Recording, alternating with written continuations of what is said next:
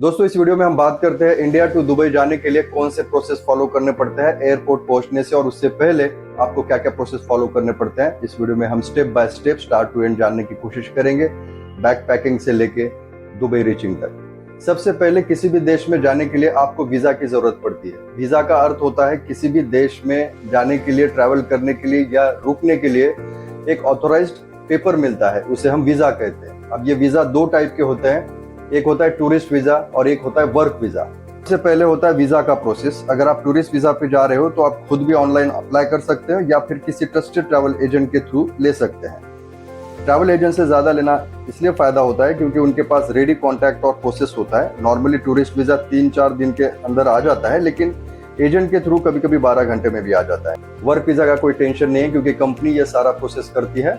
आपका काम होता है सिर्फ पासपोर्ट देना, बाकी सब कुछ वो कंपनी का हेड अप होता है।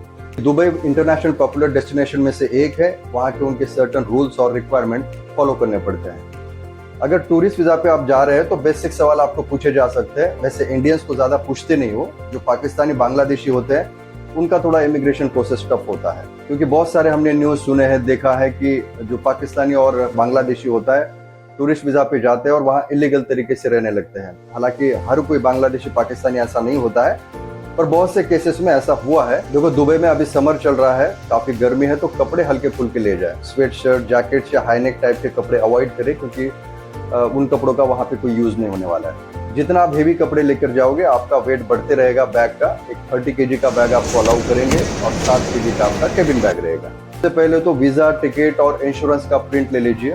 हार्ड कॉपी आपके पास रहना जरूरी है। मोबाइल में रहता है सब, लेकिन अगर मान लो मोबाइल कहीं खो गया या फिर बैटरी डिस्चार्ज हो जाए तो आपके पास फिजिकली होना चाहिए, ताकि प्रोसेस आसान हो जाता है।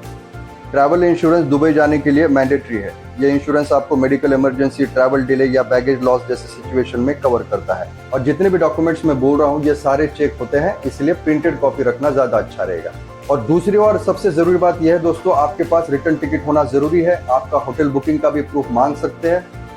यदि आप रिलेटिव्स या फ्रेंड के पास जा रहे हो तो उनका वहाँ का लीज एग्रीमेंट या फिर आईडी चेक कर सकते हैं। और तीसरी और इम्पोर्टेंट बात यह है दोस्तों कि आपके पास मिनिमम 3000 दिराम होना चाहिए। अगर हम इंडियन रुपीस में कन्वर्ट करें तो 72 to 73,000 रुपीज आपके पास होना चाहिए कैश या फिर आपके बैंक अकाउंट में। और एयरपोर्ट पहुंचने के बाद सबसे पहले आपको अपने फ्लाइट टिकट, आईडी के साथ सिक्योरिटी गेट से एंट्री लेनी होती है।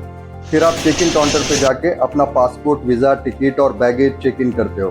फिर उसके बाद आप डिपार्चर लॉन्च जाते हैं। बोर्डिंग गेट पर आप अपने फ्लाइट का इंतजार करते हैं। वहां अपने फ्लाइट का अनाउंसमेंट होता है। वहां बोर्डिंग पास दिखाने के बाद आप फ्लाइट में बैठ जाते हैं।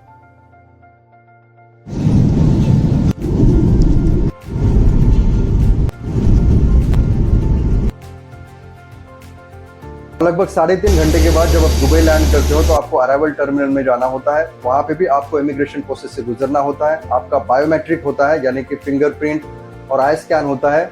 फिर ऑफिसर सवाल करेगा, स्टे ड्यूरेशन, अकोमोडेशन डिटेल्स और कैश क्रेडिट का प्रूफ। फिर इमिग्रेशन के बाद बैगेज बेल्ट पे अपने फ्लाइट नंबर ट्रेन पे चेक करो।